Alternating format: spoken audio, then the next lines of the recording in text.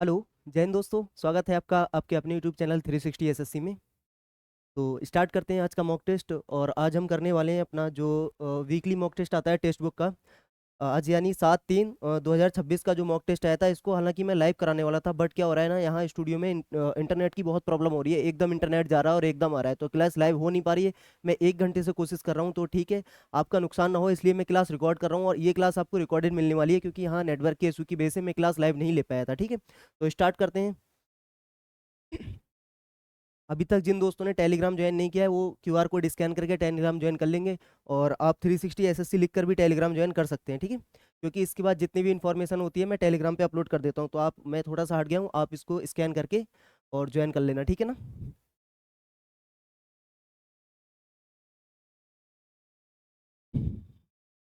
देखो, ये था आज का पहला क्वेश्चन। पहले क्वेश्चन में बोला गया था 18 फरवरी 2007 को सप्ताह का कौन सा दिन था।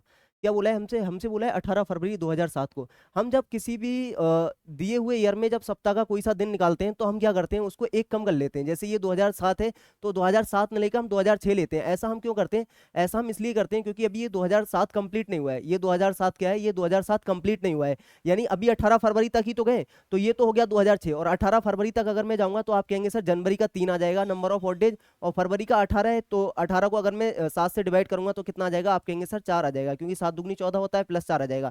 अब मुझे 2000 को कैसे तोड़ना होता है, अब मैं ये बताता हूँ कि सर आप 2000 और प्लस 6 में तोड़ लीजिए। 2000 प्लस 6 में तोड़ लीजिए, तो 2000 का तो जीरो हो जाता है, क्योंकि 400 का जीरो होता है। और जब 400 का जीरो होता है, ये 400 इंटू 5 में तोड़ लेता हूँ। 400 का जीरो हो जाता है, तो जीरो इंटू 5 यानी 2000 का पूरा number of odd days zero हो गया। यहाँ पर बचे मेरे पास नंबर ऑफ ऑड डेज 6।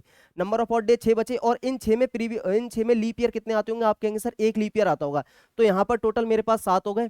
देखो 7 यहाँ हो गए थे और 7 टोटल यहाँ पर हो गए। अब ये number of odd days total आ गए, ये डे, ये मंथ के थे और ये ईयर के थे, तो ये 7 हो जाएंगे प्लस ये 7 हो जाएंगे, यानी 7 और 7 नंबर ऑफ ऑड डेज कितना आ गया? आप कहेंगे भैया जीरो आ गया। और जीरो पर क्या होता है? जीरो पर होता है मेरे पास क्या? रविवार। जीरो पर क्या होता है? आप कहेंगे भैया जीरो पर रविवार होता है, तो इसका जो सही आंसर हो जाएगा वो क्या हो जाएगा? वो हो जाएगा हमारे पास रविवार। ठीक है, अगले क्वेश्चन की तरफ चलें। और ये क्लास थोड़ा स्पीड से भी मिलेगी आपको। क्यों मिलेगी स्पीड से? क्योंकि रिकॉर्डेड है, तो मैं कमेंट पढ़ूंगा नहीं। अगला क्वेश्चन है, 7:30 पर दोनों सुइयों के बीच बना सबसे बड़ा कोण क्या होगा? देखो 7:30 पर अगर हम कोण निकालें, एक तो वो फार्मूले वाला तरीका होता है, मैं फार्मूले वाले तरीके से नहीं बताता हूँ। मैंने एक आपको तरीका बताया था 7:30 पर। 7:30 का मतलब क्या होता है? आप कहेंगे सर जो घंटे वाली सुई होती है वो कितने पर होगी? वो होगी यहाँ पर 7 पर। और 30 मिनट पर जो सुई होगी वो कितने पर होती है? आप कहते हैं भैया वो होती है 6 पर। कितने पर होती है? 6 पर होती है। 30 मिनट कब होते हैं? जब सुई 6 पर पहुंच जाती है मिनट वाली। तो इन दोनों का डिफरेंस आया मेरे पास एक। ठीक है, डिफरेंस एक आया। अब मैं इसमें क्या करता हूँ, इसमें 30 से क्या करना होता है हमें? इसमें 30 से हमें मल्टीप्लाई करना होता है, तो ये हो गया टोटल मेरे पास 30 डिग्री। लेकिन जब डिफरेंस पॉजिटिव था, देखो डिफरेंस इसका पॉजिटिव एक था, जब डिफरेंस इसका पॉजिटिव एक होता है, तो इसका आधा जोड़ देते हैं। इसका आधा क्या करते हैं? इसका आधा जोड़ देते हैं। अगर डिफरेंस निगेटिव होता तो उसका आधा, आप कहेंगे भैया उसका आधा घटा देते हैं। मैंने क्लॉक का जो चैप्टर डाल रखा है उसमें मैंने ये आपको बता रखा है। तो ये हो गया मेरे पास 45 डिग्री। ये हो गया 45 डिग्री। 45 डिग्री का एंगल होगा उन दोनों के बीच में। लेकिन उन्होंने ये बोला है कि सबसे बड़ा एंगल क्या होगा। देखो एंगल दो तरीके से बनता है, एक तो ये 7:30 हो रहा है ना, इस तरीके से शून्य होंगी, इस तरीके से शून्य होंगी, ये होंगी 7:30 पर, ये बना मेरे पास 45 डिग्री एंगल। लेकिन उसने 45 डिग्री नहीं पूछा है, उसने बड़ा पूछा है। देखो एंगल एक दूसरा भी तो बन रहा है, एंगल एक दूसरा भी तो बन रहा है। आप कहेंगे भैया एक ये बन रहा है, ये टोटल होता है 360 का, ये 45 हो गया, तो ये आप कहेंगे भैया ये हो जाएगा फिर 315 डिग्री का। तो जो बड़ा एंगल होगा वो 315 डिग्री को आ जाएगा यहाँ से यहाँ तक का, और जो छोटा होगा वो 45 को होगा। इसने हमसे बड़ा पूछा था और इन्हें देखो छोटा पहले ऑप्शन में दे रखा है, तो हमें बड़ा लगाना था, यानी 315 डिग्री इसका एंगल हो जाएगा। क्लियर है सभी दोस्तों को? समझ में आया ये क्वेश्चन? अगला क्वेश्चन करें। अगले क्वेश्चन में हमने हमसे बोला है निम्नलिखित जानकारी को सावधानी पूर्वक पढ़िए और नीचे दिए गए प्रश्न का उत्तर दीजिए। एक बगीचे में 7 छात्र हैं, P Q R S T U और डब्ल्यू खेल रहे हैं। वे काले नीले सफेद हरे गुलाबी पीले और भूरे रंग के कपड़े पहने हुए हैं। 7 में से 3, आगे बोला है हमसे 7 में से 3 लड़कियां हैं, कोई भी लड़की काले या पीले या भूरे रंग के कपड़े नहीं पहनी हुई है। यू टी की बहन है और गुलाबी कपड़े पहने हैं। देखो ये बोला है कि यू जो है वो टी की बहन है।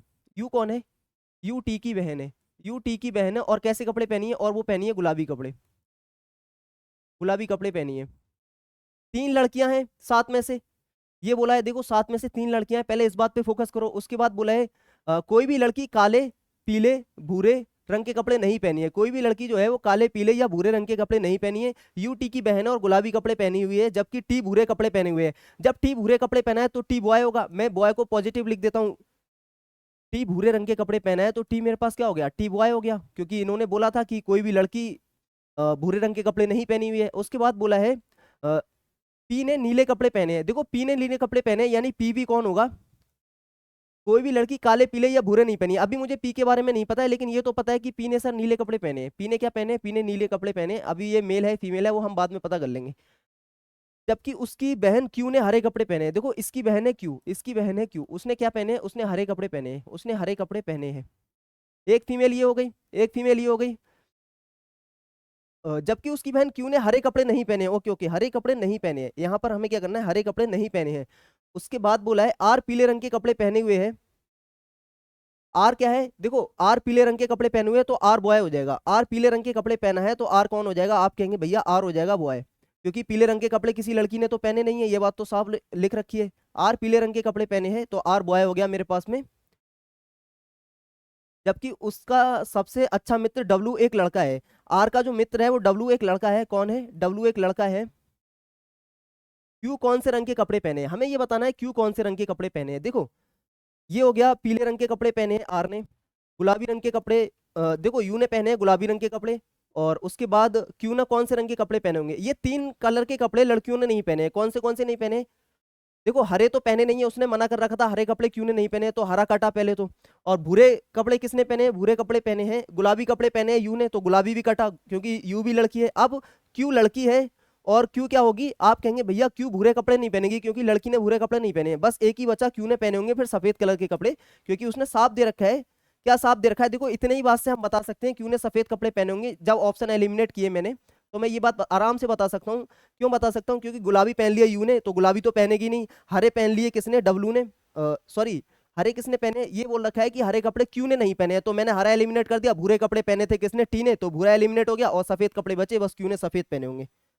क्लियर है सभी दोस्तों को, यहाँ तक क्लियर है सभी दोस्तों को। अगला क्वेश्चन करें।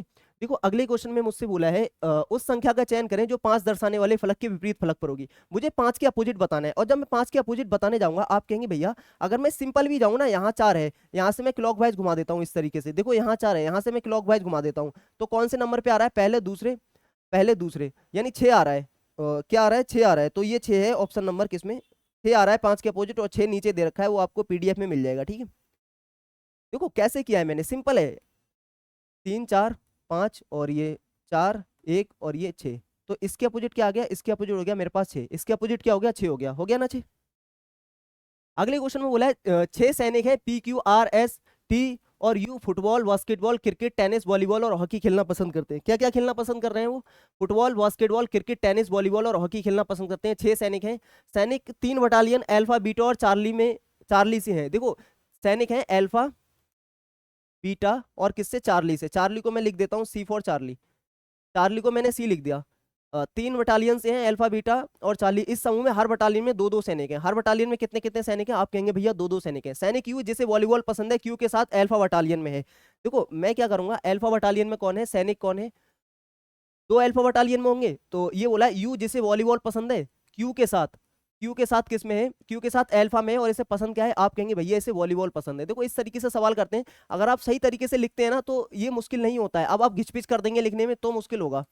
इसे क्या पसंद था भैया, इसे वॉलीबॉल पसंद था, किसको, यू को, और क्यू के साथ है, ये बोला है अल्फा बटालियन में है। सैनिक टी जिसे फुटबॉल पसंद है, चार्ली बटालियन में है। सैनिक टी जिसे फुटबॉल पसंद है, चार्ली बटालियन में। देखो चार्ली में भी 2 होंगे, इसमें सैनिक टी है जिसको पसंद क्या है, आप कहेंगे भैया इसको फुटबॉल पसंद है। क्या पसंद है, फुटबॉल पसंद है। अब आगे मुझसे बोला गया है, क्या बोला है, सैनिक टी जिसे फुटबॉल पसंद है, चार्ली बटालियन में है, टेनिस पसंद करने वाले सैनिक के साथ है। टेनिस पसंद करने वाले, अब मुझे नहीं पता यहाँ क्या आएगा, लेकिन ये पता है कि ये टेनिस पसंद करता होगा जो भी आएगा। ये बात तो क्लियर हो गई, चार्ली के दोनों, एक फुटबॉल पसंद करेगा एक टेनिस पसंद करेगा। उसके बाद बोला है हॉकी पसंद करने वाला सैनिक आर पी के साथ बीटा बटालियन में है। हॉकी पसंद करने वाला आर है, क्या पसंद करता है, हॉकी करता है, और किसके साथ है, आप कहेंगे भैया ये है ये है पी के साथ, किसमें है, बीटा बटालियन में है। तो ये पी के साथ हो गया, बीटा बटालियन में हो गया। अभी मुझे बताना है क्यू क्या पसंद करता है, पी क्या पसंद करता है, और जो टेनिस पसंद करता है वो कौन है। क्रिकेट उस सैनिक को पसंद नहीं है जो बीटा बटालियन में है। देखो ये बोला है क्रिकेट उस सैनिक को पसंद नहीं है जो बीटा बटालियन में है, यानी पी को क्रिकेट पसंद नहीं है। सिंपल है, देखो यहाँ टेनिस हो गया, यहाँ इसको क्रिकेट पसंद नहीं है, तो क्यू को क्रिकेट पसंद हो जाएगा। क्यू को क्या पसंद होगा, आप कहेंगे भैया क्यू को क्रिकेट पसंद होगा, क्यू को क्रिकेट पसंद हो गया। ये टेनिस पसंद करता था। अब जो बचा होगा वो सी के साथ चार्ली में होगा। हमसे बोला है बास्केटबॉल खेलना किसे पसंद है, बास्केटबॉल खेलना किसे पसंद है, तो यही तो बच गया यार। देखो ये टेनिस हो गया, ये हॉकी हो गया, ये क्रिकेट, ये वॉलीबॉल, ये फुटबॉल, तो ये बचा बास्केटबॉल। क्या बचा, यही वाला बचा ना, बास्केटबॉल पे सिर्फ पी बचा। देखो जैसे ही आपने एक डायग्राम फिगर से बना लिया ना, आपको एकदम क्लियर होगा। अब मुझे ये बताने की जरूरत है नहीं वैसे यहाँ पर कौन है, यहाँ पर होगा कौन मैं बता रहा हूँ। देखो जो बच गया होगा वही यहाँ पर होगा, यू आ गया, क्यू आ गया, पी आ गया, आर एस नहीं आया है, तो यहाँ पर कौन होगा, एस होगा, जिसको टेनिस पसंद होगा। तो मुझे तो बताना था बास्केटबॉल किसे पसंद है, आप कहेंगे भैया बास्केटबॉल पसंद है पी को, बास्केटबॉल पसंद है पी को, तो यहाँ पर क्या आ जाएगा, यहाँ पर आ जाएगा मेरे पास पी। क्लियर है सभी दोस्तों को। अगले क्वेश्चन में बोला है उस विकल्प का चयन कीजिए जो तीसरी संख्या से उसी प्रकार संबंधित है जिस प्रकार दूसरी संख्या पहली संख्या से संबंधित है और छठी संख्या पांचवी संख्या से संबंधित है। देखो 23 से लिखा हुआ है 526, कैसे लिखा होगा, आप कहेंगे सर 23 का स्क्वायर होता है 529, 23 का स्क्वायर होता है 529, 3 कम करके 526 कर दिया है, 3 कम करके क्या किया है 526 कर दिया है। इसी तरीके से ये 193 हुआ है, किसका स्क्वायर होता है 14 का स्क्वायर होता है 196, और 3 कम करके कितना हो जाएगा 193, 193, तो 3 कम हुआ है यानी 14 के स्क्वायर में, तो आंसर क्या आ जाएगा 14 आ जाएगा। आगे 18 का स्क्वायर 324 होता है, 3 कम करके लिख दिया था। अगले क्वेश्चन में मुझसे बोला है एक सीरीज का क्वेश्चन है जिसमें हमसे क्या बोला गया है, हमसे बोला गया है 33, 34, 30, 39, 23, 48 और 12। देखो किस तरीके से सीरीज चल रही है, आप कहेंगे सर दो सीरीज में बटा हुआ है, ये माइनस का 3 हुआ, माइनस का 7 हुआ और माइनस का 11 हुआ, यानी प्राइम नंबर घट रहे थे। और दूसरी वाली सीरीज अगर मैं आपको दिखाऊं, दूसरी वाली सीरीज दिखाऊं 34 से कितना हुआ है, आप कहेंगे भैया प्लस का हुआ है ये 5, 39 से हुआ है 48, प्लस का हुआ है 9, यानी 4 का डिफरेंस है। अगर मैं इसमें 4 का डिफरेंस करूंगा तो प्लस 13 करूंगा, और जब 48 में प्लस 13 कर दूंगा तो ये 61 हो जाएगा। तो यहाँ पर कितना आना चाहिए था, यहाँ पर आना चाहिए था मेरे पास 61, कितना आना चाहिए था 61 आना चाहिए था। क्लियर है। अगला क्वेश्चन है एक किसका क्वेश्चन दे रखा है, आपको दे रखा है एक कथन और निष्कर्ष का क्वेश्चन। किसका है, एक कथन, कथन का और कार्रवाई का, सॉरी कथन और कार्रवाई का है। इसमें बोला है बिहार के मुजफ्फरपुर जिले में AES यानी एक्यूट एंसेफ्लाइटिस सिंड्रोम से बच्चों की मौत के कई मामले सामने आए हैं। कार्रवाई के पाठ्यक्रम का है, विधानसभा में ये सवाल उठाया जाना चाहिए और स्वास्थ्य मंत्री के तत्काल इस्तीफे की मांग की जानी चाहिए। दूसरा बोला डॉक्टरों की एक टीम को प्रभावित क्षेत्रों में भेजा जाना चाहिए। देखो ये कदम उठाने से जो बीमारी बढ़ रही है वो नहीं रुकेगी, विधानसभा में ये मांग उठाने से बीमारी थोड़ी रुक जाएगी। अभी हमें तत्काल कार्रवाई करना है, तो ये डॉक्टरों वाली जो टीम है ना वो भेजेंगे हम क्षेत्र में। तो हम कहेंगे सर केवल 2 अनुसरण करता है, पहला वाला अनुसरण नहीं करता है, केवल 2 अनुसरण करता है। क्लियर है। अगले क्वेश्चन में बोला है कथन है सभी चिप्स लेज हैं, कुछ लेज स्नैक्स हैं, तो बोला है सभी लेज चिप्स हैं, सभी चिप्स स्नैक्स हैं। कुछ सभी चिप्स हैं तो सभी पे लगाऊंगा 100 और लेज पे लगा दूंगा 50। यहाँ पर कुछ लेज है, लेज पर 50 आ जाएगा, स्नैक्स पे 100 आ जाएगा, स्नैक्स पे भी क्या आ जाएगा 50 आ जाएगा, दोनों पे 50 50 हो गया, लेज पे 50 लेज पे 50, यानी चिप्स और स्नैक का कोई रिजल्ट नहीं बनेगा। सभी लेज चिप्स हैं, लेज पे 50 है तो सभी कैसे लगा सकते हैं, लेज पे 100 हम नहीं दे सकते। क्लियर है। सभी चिप्स स्नैक्स हैं तो सभी चिप्स स्नैक्स का कोई रिजल्ट नहीं बनेगा। क्यों नहीं बनेगा, आप कहेंगे भैया इसलिए नहीं बनेगा, यहाँ पर लेज पे 50 है, यहाँ भी लेज पे 50 है, तो दूसरा वाला भी नहीं होगा। फिर आप कहेंगे सर ना तो एक और ना ही 2 अनुसरण करता है, आइदर और का कोई केस दे नहीं रखा है, तो हमारा आंसर हो जाएगा ना तो 1 और ना ही 2 अनुसरण करता है। अगला क्वेश्चन देखो, अगला क्वेश्चन भी दे रखा है किसका, डाटा सफिशिएंसी का क्वेश्चन है। और डाटा सफिशिएंसी में हमें बोला है 5 व्यक्ति हैं HIJK और L का साक्षात्कार सोमवार से शुक्रवार तक 5 दिनों में निर्धारित किया गया था। जे का जो इंटरव्यू है कब निर्धारित किया गया था ये बताना है। ये हमें डाटा दे रखा है, क्या दे रखा है, देखो मैं क्या करता हूँ इसमें, मैं ये करता हूँ मंडे से 5 लोग है ना, मंडे से स्टार्ट हो रहा है, देखो मैं 2 बना लेता हूँ, Monday Tuesday Wednesday Thursday, Monday Tuesday Wednesday Thursday और ये फ्राइडे, 5 हो गए ना, 5 हो गए। एक तो मैंने बना लिया ये रेड कलर से, और एक मैं बना लेता हूँ ब्लू कलर से, जिसमें मैं सेकंड वाला दिखाऊंगा। ब्लू कलर से बना लेता हूँ मंडे ट्यूसडे वेडनेसडे, या फिर मैं यहाँ बना लेता हूँ ना, ये होगा मंडे ट्यूसडे वेडनेसडे थर्सडे और ये फ्राइडे, हो गया ना। मैंने ये बना लिया अलग अलग कलर से। तो पहले मैं पहले वाले कलर से देख लेता हूँ क्या आ रहा है, पहले वाले कलर से जो रेड से बनाया था, यानी पहला वाला स्टेटमेंट चेक कर लेता हूँ। आई का जो इंटरव्यू है के ठीक बात निर्धारित किया गया था, जे का इंटरव्यू के से पहले है, एल का इंटरव्यू एच के ठीक बाद निर्धारित है, एच का इंटरव्यू के बाद निर्धारित है। अब मुझे क्या बताना था, मुझे ये बताना था कि जे का इंटरव्यू कब है, मुझे जे का इंटरव्यू बताना है। तो अगर मैं पहले वाले से जा रहा हूं तो पहले वाला ये बोल रहा है कि जो आई का इंटरव्यू है के ठीक बाद है, आई का इंटरव्यू के ठीक बाद है, आई का इंटरव्यू के ठीक बाद है। अब क्या बोला है, जे का इंटरव्यू के से पहले है, जे का इंटरव्यू के से पहले, एल का इंटरव्यू एच के ठीक बाद है, एल का इंटरव्यू एच के ठीक बाद है। अगर इस तरीके से होगा तो एल का एच के ठीक बाद है, एच का इंटरव्यू के बाद निर्धारित है, एच का के बाद है, और एल का एच के बाद है, और क्या बोला है, और एक बोला है कि जे का इंटरव्यू के से पहले है, तो जे का इंटरव्यू के से पहले आ जाएगा, और आई का तो ठीक बाद में दे रखा था, देखो आई का ठीक बाद में दे रखा था। अब ये बोला था कि एच का एल के ठीक बाद में है, ठीक बाद में नहीं था लेकिन ठीक है, एल का इंटरव्यू एच के ठीक बाद है तो एल इधर होगा, और ये भी बोल रखा है कि एच का इंटरव्यू के बाद है, यानी सारा तो सेट हो गया। अगर मैं इस तरीके से सेट करने जाऊंगा तो आप कहेंगे सर सारा सेट हो गया, यानी जे मंडे को आ गया, मैं सिर्फ पहले से बता सकता हूँ जे मंडे को आ गया, तो केवल पहले से बताया जा सकता है। अब मैं केवल दूसरा वाला चेक कर लेता हूँ, ये बोला है एच का इंटरव्यू बुधवार को निर्धारित है, एच का इंटरव्यू बुधवार को निर्धारित है। दूसरा वाला कह रहा है एच का बुधवार, बुधवार क्या होता है, सोमवार, सोमवार मंगलवार और बुधवार, यानी वेडनेसडे, ये बोला है यहाँ पर इन्होंने बोला है एच का इंटरव्यू है, एच का इंटरव्यू है कब, मंडे को। और उसके बाद बोला है के और जे के बाद निर्धारित है, एच का इंटरव्यू के और जे के बाद है, यानी के और जे का यहाँ पहले कहीं रहा होगा। एल का इंटरव्यू आई से पहले निर्धारित है, एल का आई से पहले है, यानी एल का आई से पहले है, एल का आई से पहले है। अब यहाँ पर ना, अब मुझे ना यहाँ पर दो पोजीशन बची जे और के की, अब ये नहीं पता है जे कहाँ आएगा के कहाँ आएगा, तो मैं दूसरे वाले से नहीं बता सकता केवल, लेकिन केवल पहले वाले से बता पा रहा हूँ। आप कहेंगे सर इस प्रश्न का उत्तर देने के लिए केवल एक में दी गई जानकारी पर्याप्त है, जिसमें केवल दो में दी गई जानकारी पर्याप्त नहीं है, क्योंकि एक से मैंने पूरा सेट कर लिया, दो से सेट नहीं हुआ है। क्लियर है सभी दोस्तों को। अगला क्वेश्चन है, अगला क्वेश्चन किस चीज का है, आप कहेंगे सर इनइक्वलिटी का क्वेश्चन है, और इनइक्वलिटी तो मैंने आपको बहुत अच्छे से पढ़ा रखा है, एक बार आप एग्जाम से पहले उसको रिवाइज जरूर करके जाना। तो इनइक्वलिटी में बोला है एच इज ग्रेटर देन और इक्वल टू ई, और T is greater than equal to S, और S is less than T. अब मुझे ये बताना है, देखो क्यू बराबर टी दे रखा है, क्या क्यू बराबर टी है, आप कहेंगे भैया बिल्कुल नहीं है, पहला वाला कटा। क्या एच एस से बड़ा है, आप कहेंगे सर एच एस से बड़ा है, देखो H is greater than equal to E is greater than S, यानी एच एस से बड़ा है, और ऐसा है नहीं कि दो दो आंसर पॉसिबल हो, तो केवल आंसर ये आ जाएगा एस पी से बड़ा नहीं होगा, एस पी से बड़ा नहीं है। ई टी से बड़ा है क्या, आप कहेंगे सर ई एक इधर जा रहा है, एक इधर जा रहा है, तो ई भी टी से बड़ा नहीं है, यानी केवल दो हमारा आंसर हो जाएगा। अगले क्वेश्चन में मुझे दे रखा है, क्या दे रखा है, अगले क्वेश्चन में बोला है बैकग्राउंड में यदि प्रत्येक स्वर को उसके ठीक बाद वाले अक्षर से बदल दिया जाए और प्रत्येक व्यंजन को अंग्रेजी वर्णमाला क्रम में ठीक बाद वाले अक्षर से बदल दिया जाए तो इस प्रकार बने अक्षरों के समूह में कितने वॉवेल होंगे। प्रत्येक वॉवेल को क्या कर रहे हैं, उसके ठीक बाद वाले अक्षर से बदला जाता है, यानी ये मेरे पास बैकग्राउंड लिखा हुआ था, बैकग्राउंड, बैकग्राउंड लिखा हुआ है, उसमें क्या बोल रहे हैं कि जो वॉवेल है उसको ठीक बाद वाले अक्षर से बदलना है, वॉवेल को ठीक बाद वाले से, यानी इसको मैं बी कर दूंगा, और इसको मैं पी कर दूंगा, इसको मैं वी कर दूंगा। और कुछ है क्या, और कोई वॉवेल है, आप कहेंगे भैया और कोई वॉवेल नहीं है।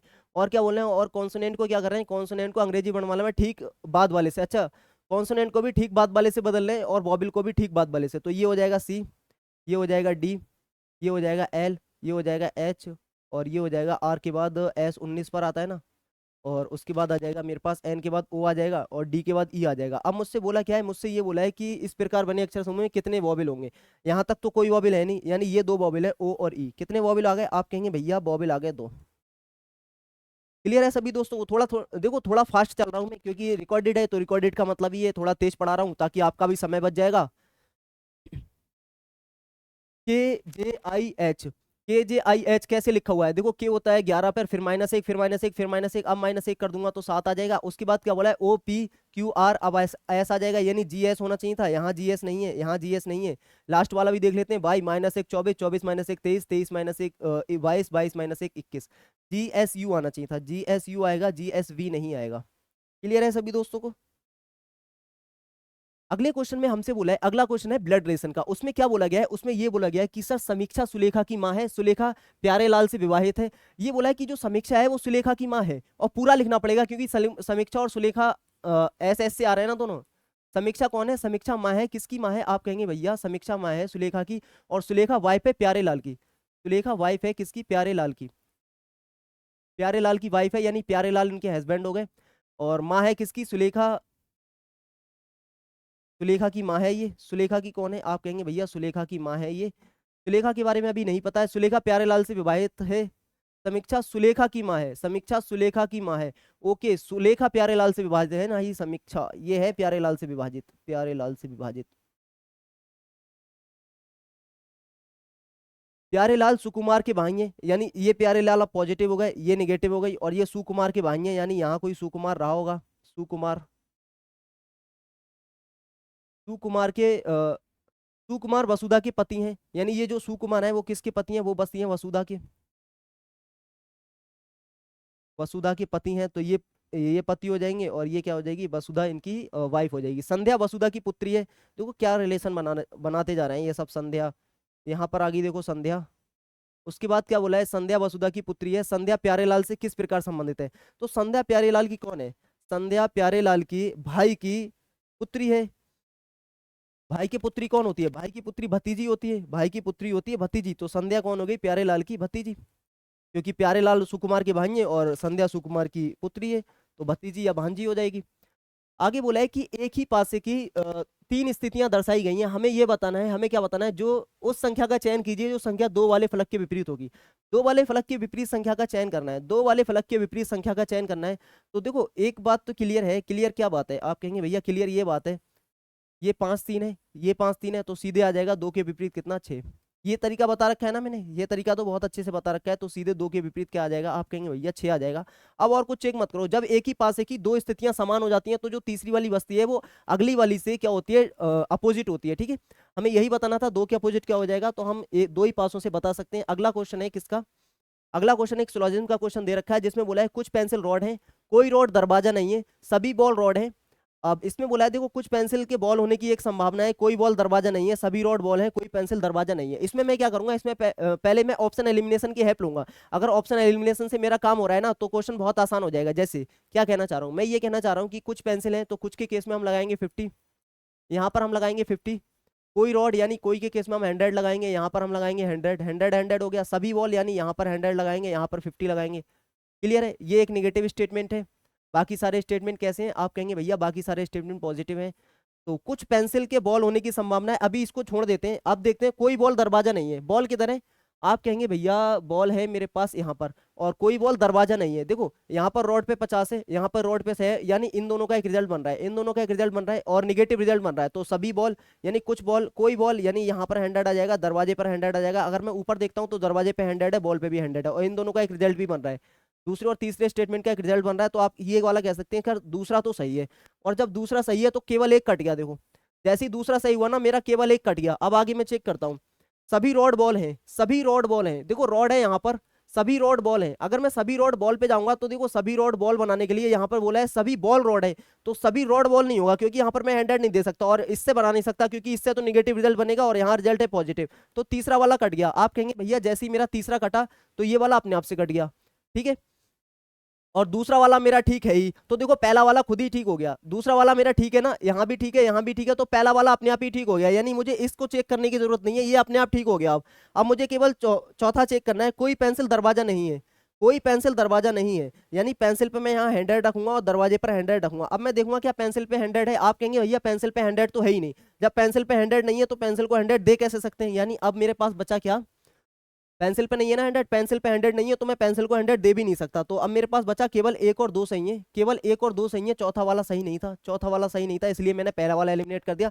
इसलिए मैं कहता हूं कि जब भी सिलोजिज्म का क्वेश्चन आए ना, तो पहले ऑप्शन की हेल्प लिया करो। अभी आपको अगर पॉसिबिलिटी नहीं भी पता होता ना, जैसे 1% मान लो आपको पॉसिबिलिटी नहीं पता है, तो आप उस पॉसिबिलिटी के चक्कर में ना तो क्वेश्चन स्किप करेंगे और ना ही क्वेश्चन को छोड़ेंगे, क्योंकि अगर ऑप्शन एलिमिनेट हो रहा है ना, तो पॉसिबिलिटी का अपने आप ठीक हो गया। देखो मुझे अब चेक करने की जरूरत ही नहीं पड़ी पॉसिबिलिटी ठीक है कि नहीं है।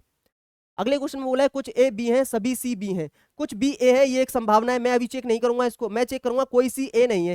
देखो यहाँ पर दोनों पॉजिटिव है, यहाँ पर दोनों पॉजिटिव, जो स्टेटमेंट है वो पॉजिटिव है, तो निगेटिव रिजल्ट नहीं बनता है कभी भी। सभी ए सी हैं, सभी ए सी हैं। देखो कुछ ए बी है और सभी सी बी है, यानी सभी ए सी हैं, ये वाला तो बिल्कुल नहीं बनेगा। यानी 2 और 3 तो कट गए, 2 और 3 तो कट गए, 3 नहीं होगा, सभी अनुसरण नहीं करेंगे। अब मुझे ये चेक करना पड़ जाएगा कुछ बी ए है कि नहीं है। देखो कुछ ए बी है और कुछ बी ए है, ये एक संभावना नहीं है, ये एक निश्चित रिजल्ट है, ये एक निश्चित रिजल्ट है। और जब भी कोई निश्चित रिजल्ट बन जाता है ना, तो हम उसको संभावना में नहीं लेते हैं, ये एक निश्चित रिजल्ट है। निश्चित है ये बात, तो संभावना कैसे कह सकते हैं? यानी आप कहेंगे सर कोई भी अनुसरण नहीं करता है, क्योंकि जब भी कोई निश्चित रिजल्ट बन गया ना, जब भी कोई निश्चित रिजल्ट बन गया तो उसको संभावना में नहीं रखेंगे, संभावना में तब रखेंगे जब निश्चित रिजल्ट नहीं बन रहा हो। जैसे ये बोला है कुछ ए बी है, देखो कुछ ए बी है, अगर आप इस तरीके से थोड़ा सा समझे, कुछ ए क्या है, बी है, तो ये तो निश्चित रिजल्ट बन गया ना, कुछ बी ए है, तो ये संभावना क्यों है भाई? निश्चित रिजल्ट बन गया, ये तो डेफिनेट बात सत्य है ना। संभावना वो होती है जो डेफिनेट सत्य नहीं होती है। अगले क्वेश्चन में बोला है मुझसे, अगला क्वेश्चन क्या है, एक है किसका क्वेश्चन, काउंटिंग ऑफ फिगर का है, जिसमें हमें ट्रायंगल काउंट करना है, 1 2 3 और ये 4, 1 2 3 4 है ना। तो इसको हम कैसे काउंट करते हैं, 4 × 5/2 इस तरीके से काउंट कर लेते हैं ना। तो ये हो जाते हैं 10, ये मेरे पास 10 हो गए। अब देखो यहाँ पर मैं ये तो बन रहे हैं ना, ये भी तो बन रहे हैं, 1 और 2 यानी 3 ये बन जाएंगे, 3 ये बन गए ऊपर वाले और 10 ये बन गए। तो 10 और 3 कितने हो जाएंगे? आप कहेंगे भैया 10 और 3 13 हो जाएंगे, इससे ज्यादा नहीं बनेंगे इसमें। कितने बनेंगे? इससे ज्यादा नहीं बनेंगे, 13 हो जाएंगे इसमें। अगला क्वेश्चन, अगले क्वेश्चन में बोला है एक निश्चित कूट भाषा में फ्लोर्स व्हाइट मार्बल को इतना लिखा गया है। तो पहले ये देखो कि हमसे बोला क्या है, हमसे बोला है सिनी फ्लोर्स को क्या लिखा जाएगा, सिनी फ्लोर्स को क्या लिखा जाएगा। अगर मैं फ्लोर की बात करूं तो फ्लोर यहाँ पर है मेरे पास में, और सिनी यहाँ पर है, सिनी या साइनी आप जो भी बोले। देखो साइनी इधर है और ऊपर है फ्लोर्स। तो अब तो कुछ ना कुछ तो देखो करना पड़ेगा, इसमें क्या करना पड़ेगा, एलिमिनेट करना पड़ेगा भाई। देखो यहाँ पर व्हाइट है और यहाँ पर व्हाइट है, इन दोनों में व्हाइट कॉमन है और कुछ कॉमन है। आप कहेंगे सर और कुछ कॉमन नहीं है, केवल व्हाइट कॉमन है। जब केवल व्हाइट कॉमन है, अब मैं जिस जिस पे निशान लगा रहा हूँ जिस कलर से, आप उस पर थोड़ा सा ध्यान देना। जैसे मैं व्हाइट पे यहाँ मैंने निशान लगाया, ये व्हाइट है,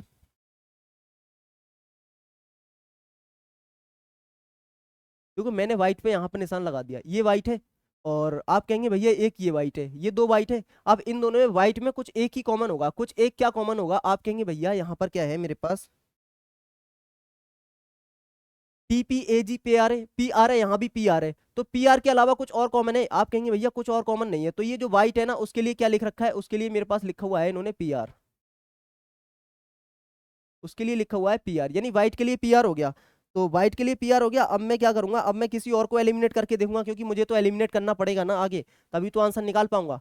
अब वो आगे मार्बल है, हार्ड है। ये देखो यहाँ पर एक मार्बल है, एक ये मार्बल दे रखा है और एक ये मार्बल दे रखा है, ये दो जगह मार्बल है, दो जगह मार्बल है। अब इन दोनों में कॉमन क्या है? टीपी एजी। तो देखो टीपी दोनों जगह कॉमन है, यहाँ पर टीपी है और यहाँ पर भी टीपी है, यानी मार्बल के लिए क्या हो गया? आप कहेंगे सर मार्बल के लिए टीपी हो गया। जैसे ही आपने मार्बल के लिए टीपी देखा, आपको बचा सर यहाँ पर बचा मेरे पास फ्लोर। आप कहेंगे सर यहाँ पर मेरे पास जो फ्लोर बच रहा है ना, और यहाँ पर केवल एक ही बच रहा है एजे। तो फ्लोर के लिए तो हो जाएगा मेरे पास एजे, फ्लोर के लिए एजे हो जाएगा, यानी एजे होना चाहिए ऑप्शन में, एजे होना चाहिए ऑप्शन में। तो ये दो तो कट गए। अब टी आर और एजे बच रहा है, और एजे और 6 बच रहा है। अब मुझे देखना है साइनी के लिए क्या हो जाएगा। आप कहेंगे भैया साइनी इधर है, साइनी इधर है, इधर है टी आर और 6। देखो साइनी इधर नहीं है, इधर है टी आर। देखो इधर टी आर दे रखा है ना, थोड़ा सा ध्यान दो आप चीजों को, क्या बता रहा हूँ मैं ये कह रहा हूँ सर यहाँ पर दे रखा है मेरे पास टी आर, यहाँ पर टी आर दे रखा है, और यहाँ पर क्या दे रखा है? यहाँ पर भी टी आर दे रखा है। लेकिन इन दोनों में साइनी कॉमन नहीं है, और इन दोनों में कॉमन क्या है? इन दोनों में कॉमन है आर। तो जो टी आर है वो आर के लिए है, तो फिर साइनी के लिए बचा मेरे पास 6, साइनी के लिए बचता है मेरे पास 6। तो क्या हो जाएगा? ए जे और ये 6, ए जे और 6, ये हो गया आपका राइट आंसर। इस तरीके से करते हैं, देखो इस तरीके से इसमें भी एलिमिनेट करके ही हम ऑप्शन एलिमिनेट करते हैं, और तभी हम आंसर तक पहुंच पाते हैं। अगला क्वेश्चन है, अगले क्वेश्चन में क्या है? कंटिन्यूअस सीरीज का क्वेश्चन है। मैं इसमें बताता हूं, या तो आप स्लाइस लगा लो, या फिर मैं ये कहता हूं जब सिमेट्री फॉलो हो रही है तो आप ऑप्शन से ही कर सकते हैं। कैसे? जैसे देखो यहाँ भी टी है, यहाँ भी टी है, और यहाँ भी के है, यहाँ भी के है, यहाँ एम है। तो अब थोड़ा सा सोचो, जैसे यहाँ जेड के बाद ओ है, अगर मैं यहाँ जेड के बाद ओ रख दूं, यहाँ जेड से पहले ओ रख दूं, सिमेट्री फॉलो कर रहा हूं मैं सिर्फ, तो Z O Y, Z O Y. अब यहाँ पर ओ के बाद वाई आ जाएगा, आप कहेंगे भैया आ जाएगा, Z O Y, Z O Y, Z O Y हो गया। देखो जेड से पहले टी है, मैं यहाँ जेड से पहले टी रख दूंगा, और यहाँ जेड से पहले टी था, मैंने यहाँ जेड से पहले टी। अब आपने तुरंत देखा, आप कहेंगे सर टी से पहले एम है, तो मैं यहाँ टी से पहले एम रख दूंगा, और टी से पहले एम हो गया, टी से पहले एम हो गया, एम रख दूंगा। अब आपने कहा कि भैया वाई के बाद के है, देखो वाई के बाद के है, तो मैं यहाँ वाई के बाद के रख दूंगा। देखो सिमेट्री फॉलो हो गई, K M T Z O Y, K M T Z O Y, और K M T Z O Y हो गई ना। तो मेरा जो आंसर आ जाएगा वो हो जाएगा M O K T Y M, और ये Z, M O K T, M O K T, M O K T Y M Z. Option number D मेरा राइट आंसर हो जाएगा। अगले क्वेश्चन में बोला है 6 अक्टूबर 2004 को सप्ताह का कौन सा दिन था? 6 अक्टूबर 2004 को सप्ताह का कौन सा दिन था? देखो कैलेंडर के दो तीन क्वेश्चन है, और ये अच्छी बात है कैलेंडर के दो तीन क्वेश्चन आ गए। क्यों? क्योंकि कैलेंडर की आपकी थोड़ी प्रैक्टिस हो जाएगी। बोला है 8 अक्टूबर 2004 को सप्ताह का कौन सा दिन था, तो मैं 2004 ना निकाल के क्या निकालूंगा? 2003 निकालूंगा, 2003 निकालूंगा, और 2003 में मैं क्या करूंगा? इसको मैं करूंगा 2000, और इसको मैं करूंगा 3। तो 2000 का तो जीरो आ जाता है, मैं पहले बता चुका हूँ, और ये आ जाएगा 3। तो 2000 का जीरो आ गया, और ये आ गया 3, और 3 में कोई लीप ईयर नहीं आएगा, 3 में कोई भी लीप ईयर नहीं आएगा। अब मुझे जाना है 8 अक्टूबर तक, 8 अक्टूबर तक जाना है, तो जनवरी का 3 आ जाएगा। और फरवरी का देखो 2004 की बात हो रही है, 2004 की फरवरी है ये, 2004 की फरवरी, मतलब फरवरी का 1 आ जाएगा, मार्च का 3 आ जाएगा, अप्रैल का 2, मई का 3, जून का 2, जुलाई का 3, अगस्त का 2, सितंबर का 3, अक्टूबर का 8 है तो मैं 8 को 7 से डिवाइड करके 1 लिख दूंगा। फिर नवंबर का कितना आ जाता, अ, देखो कि ये क्या हो गया, आप कहेंगे सर ये जनवरी हो गया, फरवरी, फिर मार्च, मार्च का 3, अप्रैल, फिर मई का 3, जून का 2, जुलाई का 3, अगस्त का भी 3 आता है, सॉरी अगस्त का भी 3 आता है, जुलाई के बाद आता है अगस्त, अगस्त का आ जाएगा 3, अगस्त का 3 आ जाएगा। सितंबर का 2 आ जाता है, सितंबर का कितना आ जाता है, सितंबर का आ जाता है 2, सितंबर का 2 आ जाता है। और अक्टूबर का 3 आ जाता है, नवंबर का 2 आ जाता है, तो अक्टूबर का 3 तो आएगा नहीं, अक्टूबर पे 8 है तो अक्टूबर का 1 आ जाएगा। 8 को मैं 7 से डिवाइड करके सीधे 1 लिख दिया। अब मैं क्या करूंगा, नंबर ऑफ ऑड डेज निकालना है। देखो नंबर ऑफ ऑड डेज निकालना है, जहां भी 7 बन रहा है उसको काट दो। 3 और 1 7, 3 और 3 6 और 1 7, ये कट गया। 3 और 2 5 और 2 7, ये भी कट गया। अब ये देखो 3 और 3 6 और 1 7, ये भी कट गया, यानी यहाँ पर नंबर ऑफ ऑड डेज 2 आ गया और वहां पर नंबर ऑफ ऑड डेज कितना था, 3 था। तो मेरे पास जो दिन आ जाएगा वो 5 आ जाएगा। और 5 पर क्या होता है, आप कहेंगे सर 5 पे होता है फ्राइडे, फ्राइडे यानी शुक्रवार। तो जिसका राइट आंसर क्या हो जाएगा, आप कहेंगे सर इसका राइट आंसर हो जाएगा मेरे पास फ्राइडे। क्लियर है। अगला क्वेश्चन है, क्लर्क दफ्तर से संबंधित है, उसी तरीके से चिकित्सक किससे संबंधित होगा। क्लर्क यानी दफ्तर में काम करता है, और जो चिकित्सक होता है, जो डॉक्टर होता है, वो किस में काम करता है, वो करता है अस्पताल में, हॉस्पिटल में। ठीक है। अगले क्वेश्चन में मुझसे बोला है वाटर और मेरा इमेज का। मैं वाटर और मेरा इमेज में हमेशा बताता हूँ कि आप एलिमिनेट कर लीजिए। आप एलिमिनेट करने अगर जाएंगे तो आप कहेंगे सर यहाँ पर मिरर लगा हुआ है, जब मिरर यहाँ पर लगा हुआ है तो क्या होगा, इससे मैं कुछ एलिमिनेट नहीं कर पाया इस वाले से, क्योंकि ये तो सब में ऊपर है। अब मैं एलिमिनेट करूंगा इस 5 से, देखो ये 5 यहाँ उल्टा था, ये नहीं होगा। अब एलिमिनेट हो जाएगा इस 4 से, ये 4 उल्टा है, 4 उल्टा नहीं बनेगा। ये 2 एलिमिनेट हो गए नीचे के, अब बचे ये 2। अब इन दोनों में मैं कंपैरिजन करके देखूंगा। कंपैरिजन जब कर रहा हूँ तो ये जो है ना, ये ऊपर की साइड में जा रहा है, ये जो साइन दिख रहा है आपको, ये ऊपर की साइड में जा रहा है, और ये साइन यहाँ पर नीचे की साइड में आ गया, ये चेंज नहीं होगा। तो ये वाला एलिमिनेट हुआ, फिर बचा ये। और एक चीज और थी, एक चीज और क्या थी, यहाँ पर ये ऊपर था और यहाँ पर ये नीचे होना चाहिए, तो यहाँ पर ये नीचे हो जाएगा। 2 से आप एलिमिनेट कर रहे हैं इस चीज को, 2 से एलिमिनेट हो रहा है वो आराम से। अगले क्वेश्चन में मुझसे बोला है, अगला क्वेश्चन किसका है, एक एनालॉगी का क्वेश्चन है, जिसमें 34 से 51 लिखा है, 46 से कितना लिखा जाएगा और 68 से कितना होगा। देखो 68 होता है 34 दुगनी, और ये होता है 34 तियां, 2:3, 17 दुगनी और 17 तियां, यानी 2:3 का रेशियो है। तो ये होता है 23 दुगनी और 23 तियां कितना हो जाएगा, 69 हो जाएगा। 2:3 के रेशियो के हिसाब से आ रहा है ये, तो आ जाएगा 23 तियां 69, 23 दुगनी 46 और 23 तियां क्या आ जाएगा, 69 आ जाएगा। क्लियर है। अगले क्वेश्चन में देखो फिर से एक क्वेश्चन है, तो मैं थोड़ा सा हट जाता हूं। अब इस क्वेश्चन में क्या बोला गया है, इस क्वेश्चन में मुझसे बोला है, क्या बोला है, कथन है अटल बिहारी वाजपेयी को प्रतिद्वंदियों और समर्थकों दोनों द्वारा समान रूप से सर्वश्रेष्ठ प्रधानमंत्रियों में से एक के रूप में स्वीकार किया जाता है। यानी सर्वश्रेष्ठ, जो बेस्ट प्राइम मिनिस्टर है उनमें से एक, बेस्ट प्राइम मिनिस्टर में से एक। अब निष्कर्ष बोला है कि भारत के पास अटल बिहारी वाजपेयी से बेहतर प्रधानमंत्री कभी नहीं रहा। भारत में ऐसा कोई नहीं है जो अटल बिहारी वाजपेयी को पसंद नहीं करता है। देखो ये बात एकदम गलत हो गई, एक्सट्रीम स्टेटमेंट हो गया यार। ऐसा कैसे हो सकता है 125 करोड़ की देशवासी में कि कोई भी व्यक्ति अटल बिहारी वाजपेयी को पसंद ना करता हो। यहाँ पर तो इतने लोग ऐसे हैं जो महात्मा गांधी को पसंद नहीं करते हैं, आधा भारत। तो आप ये कैसे कह सकते हैं कि कोई व्यक्ति ऐसा नहीं होगा जो अटल बिहारी वाजपेयी को पसंद नहीं करता होगा। तो ये तो स्टेटमेंट एकदम वियर्ड स्टेटमेंट होगा, एकदम अपसर्ट कह सकते हो आप, एकदम अपसर्ट। चाहे ये जीएस में आए, चाहे फिर ये रीजनिंग में आए, किसी में भी आए, जब भी ऐसा आता है ना कि सब एक साइड में हो जाए, जब सब एक साइड में हो जाते हैं तो स्टेटमेंट 100% गलत होता है। 99% नहीं, 100% गलत होता है। क्योंकि कोई एक भी ऐसा निकल आया ना, आप भी उठ के कह दें कि सर मैं पसंद नहीं करता हूं, तो हो गया नहीं हो गया गलत, हो गया कि नहीं हो गया गलत, सब में तो आप भी आ गए ना। तो ये था कि भारत के पास अटल बिहारी वाजपेयी से बेहतर प्रधानमंत्री कभी नहीं रहा है। देखो ये भी गलत है। ये बोला है कि अच्छे प्रधानमंत्रियों में से एक है, लेकिन इसका मतलब ये नहीं है कि उनसे अच्छा कोई नहीं है। तो दोनों ही स्टेटमेंट गलत है। आप कहेंगे सर ना तो एक अनुसरण करता है ना ही दो अनुसरण करता है। क्लियर है। अगले क्वेश्चन में बोला है 5 लड़कियों के एक समूह में कोमल सबसे छोटी है जबकि लीसा सबसे लंबी है। देखो 5 लड़कियां हैं, 1 2 3 4 और ये 5। कोमल सबसे छोटी है। अगर मैं इस तरीके से बना रहा हूं, इनकी जो इस साइड में सबसे बड़ी रख रहा हूं, तो कोमल सबसे छोटी है, मैंने कोमल को यहां रख दिया। और लीसा क्या है, लीसा क्या बोला था, कोमल सबसे छोटी है, लीसा सबसे लंबी है, तो ये आ जाएगी लीसा। रोहिणी कोमल से लंबी है लेकिन वीणा से छोटी है। रोहिणी कोमल से लंबी है लेकिन वीणा से छोटी है, तो ये आ जाएगा रोहिणी और ये आ जाएगा वीणा। आगे क्या बोला है, प्रिया समूह में दूसरी सबसे छोटी लड़की है।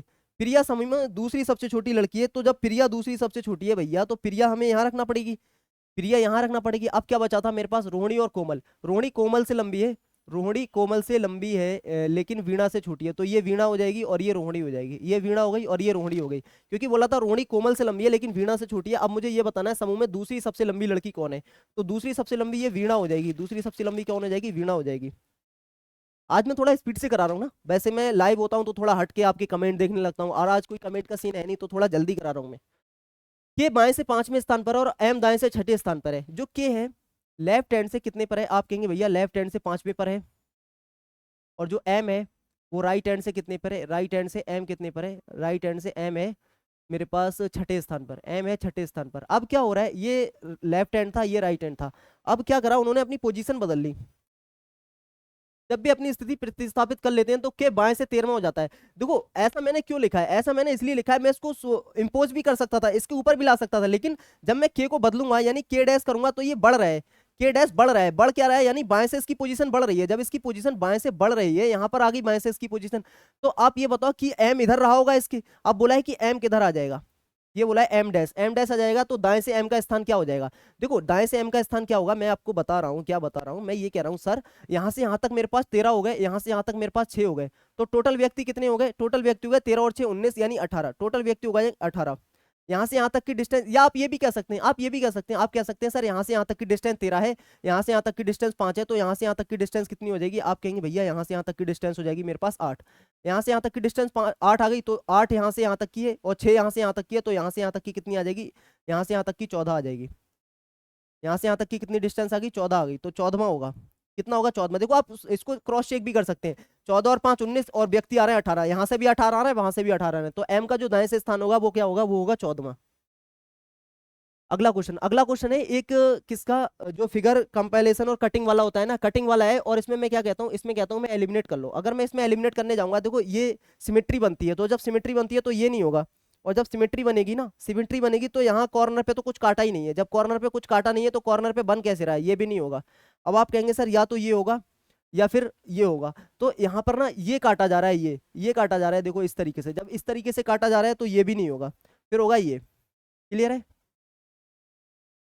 अगला क्वेश्चन है, रोज को 6 8 2 1 के रूप में कोडित किया गया है, चेयर को 7 3 4 5 6 के रूप में लिखा गया है, और प्रीच को लिखा गया है 9 6 1 4 7 3 के रूप में, तो सर्च को कैसे लिखा जाएगा। देखो जब भी इतने ज्यादा वर्ड आ जाए ना, रोज आ गया, चेयर आ गया और प्रीच आ गया, तो इसमें होता क्या है, इसमें जो लेटर की पोजीशन होती है वही लिखा गया होता है। जैसे क्या बता रहा हूं मैं ये कहता हूं आर को 8 लिखा गया है, आर को सॉरी 6 लिखा गया, तो आर को 6 ही लिखा जाएगा, आप क्रॉस चेक कर सकते हैं, देखो यहाँ आर लास्ट में, यहाँ 6 यहाँ पर है, और देखो आप यहाँ आर दूसरे पे, तो यहाँ पर भी 6 है, आपको पता लग गया ना, सब जगह आर की जगह 6 है, सब जगह आर की जगह 6 है। इसी तरीके से आप चाहे किसी भी वर्ड को चेक कर लो, सब जगह उसकी पोजीशन सेम होगी। जैसे मैं कह दूं, मैं कहूंगा सर कुछ और दिख रहा है क्या मुझे, मुझे यहाँ पर ई दिख रहा है, देखो ई को लिखा है 1, अब ई यहाँ पर भी दिख रहा है मुझे, ई है तीसरे नंबर पर और तीसरे नंबर पे 1, यानी जो जिसकी पोजीशन है वही है, तो मैं कह सकता हूँ सर एस की पोजीशन क्या है, यहाँ पर एस की पोजीशन लास्ट से दूसरी है, तो एस के लिए 2 लिखा जाएगा, तो यहाँ पर पहले मैं 2 लिखूंगा, और उसके बाद ई के लिए 1 लिखा गया तो मैं 1 लिखूंगा, यानी 2 1 हो जाएगा, सब में 2 1 है, इसमें नहीं है। अब आ गया मेरे पास क्या, ए के लिए क्या होगा, यहाँ तीसरे नंबर पे ए है, यहाँ तीसरे नंबर पे 4 है, तो 2 1 4 आ जाएगा, 2 1 4 आ जाएगा, यानी 2 1 6 नहीं होगा, ये कटा। अब उसके बाद आ गया आर के लिए क्या लिखा है, आर के लिए 6 लिखा है, 2 1 4 6, 2 1 4 6 आ गया, 2 1 4 6 यानी 2 1 4 7, ये कट गया, तो ये आंसर आ गया। आप लास्ट तक चेक कर लो, ये 7 है, अगला वाला 7 हो जाएगा, फिर सी को 7 लिखा गया, देखो यहाँ पर सी दूसरे नंबर पे, यहाँ पर 7 आ जाएगा, और फिर लास्ट में क्या बचा है 3, और एच के लिए 3 है, हो गया ना। ऑप्शन भी आप अगर देखेंगे तो इसी तरीके से सेट है। अगला क्वेश्चन है, 7 मित्र हैं A B C D E F और जी, एक पंक्ति में उत्तर के सम्मुख बैठे हैं, पी बी पंक्ति के बीच में नहीं बैठा है। देखो 7 व्यक्ति हैं, 7 व्यक्ति हैं, तो पहले 7 व्यक्ति बना लो, सबसे अच्छा तरीका यही होता है, 1 2 3 4 5 6 और ये 7, मैंने 7 व्यक्ति बना लिए, ठीक है। कितने व्यक्ति थे 7, तो मैंने पहले 7 व्यक्ति बना लिए। अब ये बोला है कि जो मैं सबसे पहले उसे सेट करूंगा जिसके बारे में मुझे एग्जैक्ट पता है, तो मुझे एग्जैक्ट किसके बारे में पता है, डी एफ के बाएं से दूसरे स्थान पर है, ए बी के दाएं से दूसरे स्थान पर है, बी पंक्ति के बीच में नहीं है, और जी एफ के निकटतम बाएं बैठा है, सी जी के दाएं से दूसरे स्थान पर है, ई और बी के बीच में बैठा है, पंक्ति के बीच में कौन बैठा है। ठीक है, अभी मुझे एग्जैक्ट इस तरीके से तो पता लगा नहीं, लेकिन मैं इस तरीके से तो पता लगा सकता हूँ ना। ये बोला है डी एफ के बाएं से दूसरे स्थान पर है, डी एफ के बाएं से दूसरे स्थान पर है, अगर यहाँ एफ होगा तो पहला और दूसरे पर डी होगा, यहाँ तक मैं ये लिख सकता हूँ। जी एफ के निकटतम बाएं है, जी एफ के निकटतम बाएं यानी जी इधर होगा, लिख दिया मैंने। सी जी के दाएं से दूसरे स्थान पर है, सी जी के दाएं से दूसरे स्थान पर है, तो पहला और दूसरा ये सी आ जाएगा। अब क्या बोला है, ई बी ई बी और ए के बीच में है, ई बी और ए के बीच में है, ई बी और ए के बीच में बैठा है, और ये बोला था कि बी बीच में नहीं बैठा है। ए बी के दाएं से दूसरे स्थान पर है, ये बोला है ए बी के दाएं से दूसरे स्थान पर है। अगर ए बी के दाएं से दूसरे स्थान पर होगा तो मेरे पास दो पोजीशन बन रही है। अब क्या पोजीशन बन रही है, आप कहेंगे सर ए बी के दाएं से दूसरे स्थान पर यहां हो सकता है। देखो ए बी के दाएं से दूसरे स्थान पर ये हो गया ना, यहां हो सकता है ए, यहां हो सकता है ए। अब बोला है कि ई इनके बीच में है तो ई इधर हो सकता है। एक तो बन गई मेरे पास ये अरेंजमेंट, एक ये अरेंजमेंट बन गया मेरे पास। और उसके बाद देखो एक अरेंजमेंट और भी तो बन सकता है। आप कहेंगे सर यहाँ भी तो ये वाली बात, हम ये वाली जो बात है वो हम यहाँ भी तो लिख सकते हैं, लेकिन हमें कुछ ना कुछ तो ऐसा दिया होगा जिससे हम यहाँ पर ना लिख पाए इस बात को।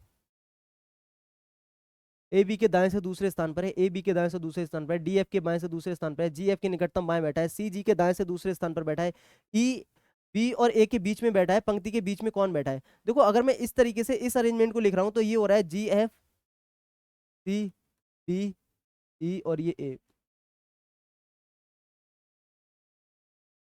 तो इसके अकॉर्डिंग तो मेरे पास सी आ रहा है। देखो इसके अकॉर्डिंग मेरे पास सी आया, लेकिन मैं कह रहा था दो चीजें पॉसिबल है, तो दो चीजें पॉसिबल है लेकिन सी ऑप्शन में नहीं है। जब सी ऑप्शन में नहीं है तो मैं अब दूसरा वाला अरेंजमेंट लगाऊं। मैं क्या कह रहा था, ये वाली बात मैं यहां भी लिख सकता हूं, यानी यही वाली सेम बात। देखो ये वाला अरेंजमेंट तो फेल हो गया, लेकिन मुझे सिर्फ यही तो चेंज करना है, ये वाली तीनों चीजें उठा के आगे रख दूंगा मैं, ये तीनों चीजें उठा के आगे रख दूंगा, बी ए, और उसके बाद आ जाएगा ये डी जी एफ और ये सी। अब ये दूसरी पोजीशन बन गई, तो दूसरी पोजीशन में बीच में डी आ रहा है और डी ऑप्शन में है।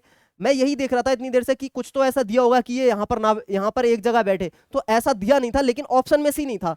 ऐसा सवाल में तो नहीं दिया था लेकिन ऑप्शन में सी था नहीं। जब ऑप्शन में सी नहीं था तो आप खुद ही समझो कि वो वाली पोजीशन वो यहाँ पर बैठाना चाह रहा है, वो जो बी ई ए है उनको स्टार्टिंग में बैठाना चाह रहा है। तो बीच में डी आ गया, मुझे बीच में ही बताना था क्या होगा। क्लियर है। अगले क्वेश्चन में बोला है P Q R S T और यू एक गोलाकार मेज के चारों ओर केंद्र के सम्मुख बैठे थे। वे एक दूसरे से समान दूरी पर थे। कितने व्यक्ति थे, तीन और तीन, छह व्यक्ति थे। और जब भी छह व्यक्ति बैठते हैं तो मैं कहता हूं उनको आमने सामने बैठाया करो, चाहे वो दे या ना दे। ये बात चाहे सवाल में लिख के दे या फिर ना दे, आपको बैठाना उनको आमने सामने ही है। एक यहाँ आ जाएगा, एक यहाँ आ जाएगा, एक यहाँ आ जाएगा, एक यहाँ आ जाएगा, एक इधर और एक इधर। छह व्यक्ति बैठ गए। वे एक दूसरे के समान दूरी पर बैठे थे। टी और आर के ठीक बीच, टी और आर ठीक एक दूसरे के आसन्न बैठे हैं। पी यू के निकटतम दाएं था, पी यू के निकटतम दाएं था, तो पी यू के निकटतम दाएं हो जाएगा। और सब केंद्र की ओर है ना, केंद्र के सम्मुख है, ठीक है। पी यू के निकटतम दाएं, क्यू टी के निकटतम बाएं था, आर एस के बाएं से तीसरे स्थान पर था। अब क्या बोला है, आर और टी एक दूसरे के आसन बैठे हैं और आर एस के बाएं से तीसरे स्थान पर है। देखो पी और यू में मुझे कुछ ना कुछ रिलेशन बैठाना पड़ेगा अब आगे सॉल्व करने के लिए। टी और आर ठीक एक दूसरे के आसन बैठे हैं, तो टी और आर देखो अब मुझे एक तरफ तो बैठाना पड़ेगा। मैं टी और आर इधर बैठा लेता हूँ। आगे कुछ बोला है, आर एस के बाएं से तीसरे स्थान पर है, आर एस के बाएं से तीसरे स्थान पर है। अगर मैं इस तरफ से जाऊंगा तो आर एस के बाएं से तीसरे स्थान पर नहीं बैठ पा रहा है, तो मुझे ये हटाकर और कुछ और करना होगा। मैं करूंगा सर, यहाँ पर आ जाएगा मेरे पास क्या क्या बोला था, टी और आर ठीक एक दूसरे के सम्मुख है, तो ये आर आ जाएगा, ये टी आ जाएगा, एक दूसरे के आसान हो गए। अब जो बोला है आर एस के बाएं से तीसरे स्थान पर है, तो मैं यहाँ पर एस बना दूंगा, यहाँ पर एस बना दूंगा, पहला दूसरा तीसरे पर आर आ गया मेरे पास। अब बोला है क्यू टी के बाएं था, क्यू था टी के बाएं, क्यू टी के बाएं था, तो मैं क्यू यहाँ बना लूंगा, क्यू टी के निकटतम बाएं, क्यू टी के निकटतम बाएं था, तो टी इधर आ जाएगा, क्यू टी के निकटतम बाएं आ जाएगा। बाकी सारी पोजीशन सेट हो गई। आर एस के बाएं से तीसरे पे हो गया, पी यू के निकटतम दाएं है, टी और आर एक दूसरे के ठीक आसन बैठे हैं, सारी पोजीशन सेट हो गई। क्यू के निकटतम बाएं कौन बैठा है, क्यू के निकटतम बाएं है एस, ठीक है। क्यू के निकटतम बाएं कौन है, क्यू के निकटतम बाएं है एस। अगला सवाल दे रखा है, निम्नलिखित चार अक्षरों समूह में से तीन एक निश्चित तरीके से एक समान है और एक भिन्न है, इनमें से भिन्न बताना है। एल आई लिखा हुआ है, यानी मैं कह सकता हूँ सर माइनस का 3 हुआ है।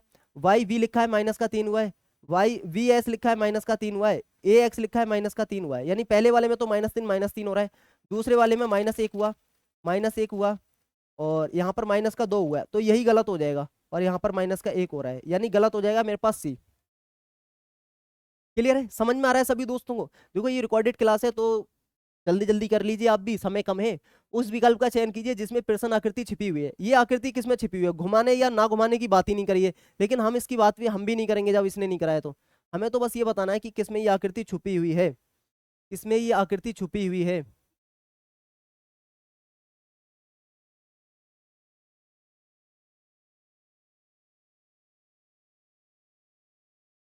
घुमाने और ना घुमाने की तो बात ही नहीं हुई है। तो पहले तो ये दो आ रहे होंगे ऊपर से, अगर मैं इसको ये वाला मान लूं, ये वाला इसको मान लूं, तो ये तो बन नहीं रहा है, ये भी कुछ नहीं बना, यानी पहली वाली फिगर में तो कुछ बन नहीं रहा है भाई। और अगर मैं तीसरी वाली फिगर में जाऊं, तीसरी वाली फिगर में जाऊं तो ये दो डंडे ऊपर से आ रहे हैं, ये दो डंडे ऊपर से आ रहे हैं, और ये इस तरीके से ये भी नहीं बन रहा है, यानी तीसरी वाली फिगर में भी कोई बात नहीं बन रही है भाई। और दूसरी वाली, अगर चौथी वाली फिगर में जाऊं मैं, तो ये दो डंडे इधर से आए, ये दो डंडे इधर से आए, ये एक दूसरे के सुपर इम्पोज हो गए, यानी ये वाली बात भी नहीं बन रही है। तो अब मेरे पास केवल यही बच रहा है भाई, दूसरा वाला। तो दूसरा वाला एक बार चेक करके देख लेते हैं कि ऐसा कहीं बन रहा है जैसा इन्होंने दे रखा है। देखो जो कॉर्नर से आ रही है ना, वो इस तरीके से फिगर बनना चाहिए, जो कॉर्नर से आ रही है।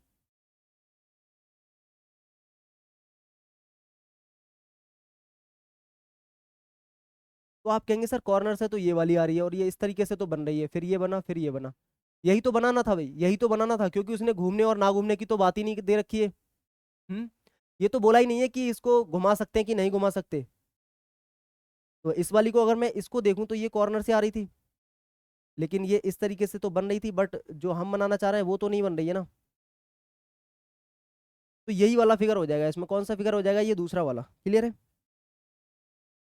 ए एंड बी का अर्थ है ए बी का पति है, ए परसेंट बी का अर्थ है ए बी की पुत्री है, ए डॉलर बी का अर्थ है ए बी की बहन है। तो इसके अकॉर्डिंग मुझे बताना है कि के पी से किस प्रकार संबंधित है। के पी से किस प्रकार संबंधित है, यानी पी डॉलर का मतलब क्या हो जाएगा? पी बहन है किसकी? एन की। पी बहन है एन की। और एन परसेंट का मतलब है एन पुत्री है किसकी? एन पुत्री है मेरे पास एच की। अब वो एच और एंड का मतलब है एच पति है किसका? एच पति है के का। ये हो गया ना। पी के पी से किस प्रकार संबंधित है, तो के पी का पिता हो जाएगा फिर तो। के पी का कौन हो गया? के पी का पिता हो गया। क्लियर है? अगला क्वेश्चन देखो, आज सिलोजिज्म के कितने क्वेश्चन है? दो तो कैलेंडर के हो गए और कम से कम 3-4 सिलोजिज्म के क्वेश्चन हो चुके हैं। इसमें बोला है सभी पुरुष गायक हैं, तो मैं क्या करूंगा इसमें? सभी के केस में मैं लगाता हूँ 100 और यहाँ पर लगाता हूँ 50, यहाँ पर लगाता हूँ 100 और यहाँ पर लगाता हूँ 50, यहाँ पर लगाता हूँ 50 और यहाँ पर भी लगाता हूँ कितना? 50। तो 50-50 हो गया। सभी पुरुष अभिनेता हैं, तो सभी पुरुष और अभिनेता कैसे जाएंगे? मैं यहाँ से करूंगा, देखो यहाँ पे यहाँ क्या है? यहाँ 50 है, यहाँ यहाँ 100 है, यहाँ 50 है, यानी पुरुष और अभिनय का नेता का रिजल्ट बनेगा, यानी ये 50, ये 100 और ये 50, यानी ये वाला सही है, फॉलो कर रहा है।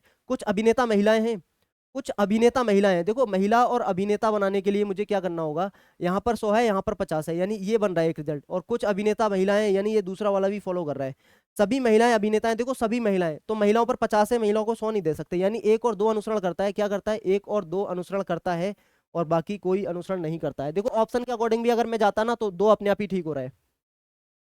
अगला क्वेश्चन है मैट्रिक्स का क्वेश्चन। मैं कहता हूं मैट्रिक्स को आप दो तरीके से सॉल्व कर सकते हैं। एक तरीका होता है कि आप इस तरीके से सोचें, मतलब इनकी रो सॉल्व करें, और एक होता है कॉलम सॉल्व करें। लेकिन जब मुझे यहाँ 32 दिखा, यहाँ 230 दिखा, यहाँ 42 दिखा, फिर तो मुझे कुछ सोचने की जरूरत ही नहीं है।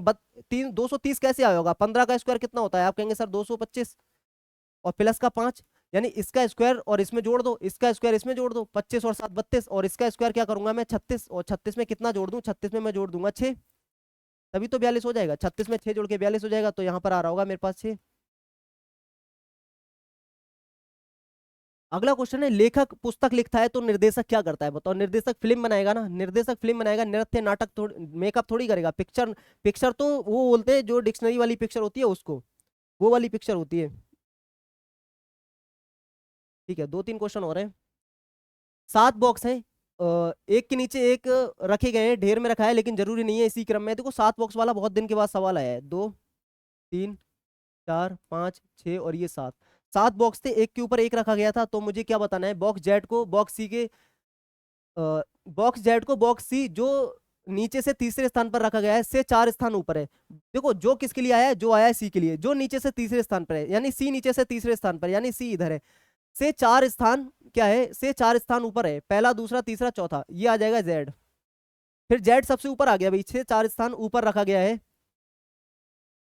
अब मुझसे बोला है बॉक्स ए और बॉक्स एक्स के बीच 3 बॉक्स है। बॉक्स एक्स एक विषम संख्या वाले स्थान पर है, बॉक्स एक्स एक विषम संख्या वाले स्थान पर है, और ए और एक्स के बीच में 3 बॉक्स हैं। और आगे भी कुछ बोला गया होगा, बॉक्स ए के नीचे है। बॉक्स एक्स एक विषम संख्या वाले स्थान पर है और बॉक्स ए के नीचे है। बॉक्स ए के नीचे होगा और विषम संख्या वाले पे होगा, तो बॉक्स एक्स हो जाएगा इधर, और इनके बीच में 3 व्यक्ति हैं, इनके बीच में 3 है, तो बॉक्स ए हो जाएगा इधर। हो गया ना? बॉक्स डब्ल्यू को बॉक्स एक्स के आसन नहीं रखा गया है, यानी डब्ल्यू इधर नहीं होगा, इधर नहीं होगा, फिर डब्ल्यू की पोजीशन एक ही बची। अब क्या बोला है? बॉक्स बाई को बॉक्स डब्ल्यू के नीचे रखा गया है। बॉक्स बाई को बॉक्स डब्ल्यू के नीचे रखा गया है। ठीक है भाई, गड़बड़ हो गया कुछ ना कुछ। बॉक्स डब्ल्यू को बॉक्स एक्स के, okay okay okay, box W को बॉक्स एक्स के नीचे नहीं आसन नहीं रखा गया, मैंने तो यहाँ आसन बैठा दिया ना, तो बॉक्स डब्ल्यू की पोजीशन यहाँ होगी और यहाँ होगी। अब क्या बोला है? अब ये भी बोला है कि बॉक्स बाई को बॉक्स डब्ल्यू के नीचे रखा गया है, तो बॉक्स बाई बॉक्स डब्ल्यू के नीचे आ जाएगा, बॉक्स बी को बॉक्स सी के ऊपर किसी स्थान पर रखा गया है, यानी बी सी के ऊपर किसी स्थान पर है, बी सी के ऊपर किसी स्थान पर है। तो मैं ये कह सकता हूँ सर बी यहाँ भी हो सकता है और बी यहाँ भी हो सकता है, दो पोजीशन बची मेरे पास बी की। देखो ये बोला है बॉक्स सी को बॉक्स बी के ऊपर कहीं रखा गया है और बॉक्स डब्ल्यू को बॉक्स एक्स के आसन नहीं रखा गया है, यानी मैं अगर डब्ल्यू को यहाँ रख देता हूँ और ये बोला है कि बाई को रखा गया है किसके नीचे, बाई को रखा गया है डब्ल्यू के नीचे, तो वाई इधर आ जाएगा बी इधर आ जाएगा। अब इस बात में बताओ कोई दिक्कत है क्या, इस बात में कोई दिक्कत है क्या? बॉक्स बी के नीचे कितने लोग हैं, बॉक्स बी के नीचे 3 लोग हैं, बॉक्स बी के नीचे कितने लोग आ रहे हैं, आप कहेंगे भैया बॉक्स बी के नीचे 3 लोग आ रहे हैं, लेकिन एक और भी तो कंडीशन बन रही थी, बॉक्स बी को मैं दूसरे नंबर पे ऊपर भी तो रख सकता था, तो मैं दूसरे नंबर को मैंने क्यों नहीं रखा? बॉक्स एक्स एक विषम वाले पे है, बॉक्स ए और एक्स के बीच 3 बॉक्स हैं। अब बॉक्स ए नीचे है, विषम संख्या वाले पर है, बॉक्स ए के नीचे है, बॉक्स डब्ल्यू को बॉक्स एक्स के आसन नहीं रखा गया है, यानी बॉक्स डब्ल्यू इधर नहीं होगा, तो बॉक्स डब्ल्यू की पोजीशन क्या आ गई थी मेरे पास, ये 3 पोजीशन आ गई थी, यहाँ मैं बॉक्स डब्ल्यू को रख नहीं सकता था क्योंकि इसके नीचे मुझे बाई रखना था। बॉक्स बी को बॉक्स सी के ऊपर किसी स्थान पर रखा गया, यानी बॉक्स बी को बॉक्स सी के ऊपर मैंने अगर यहाँ रख दिया बी को, बॉक्स बाई को बॉक्स डब्ल्यू के नीचे रखा गया है, बॉक्स बी को बॉक्स सी के ऊपर किसी स्थान पर रखा गया है, बॉक्स बी के नीचे कितने बॉक्स हैं, अगर मैं बॉक्स बी को यहाँ भी तो रख सकता हूँ यार, बॉक्स बी को यहाँ रखूंगा तो डब्ल्यू यहाँ रख दूंगा फिर मैं, तब तो बॉक्स बी के नीचे 5 लोग आ गए यानी 4 से अधिक आ गए, और अगर मैं बॉक्स बी को यहाँ रख रहा हूँ तो 3 आ रहे हैं, तो दो दो पोजीशन कैसे पॉसिबल है, वैसे तो भाई आंसर 3 आ रहा है, कुछ मिस हो रहा है क्या इसमें?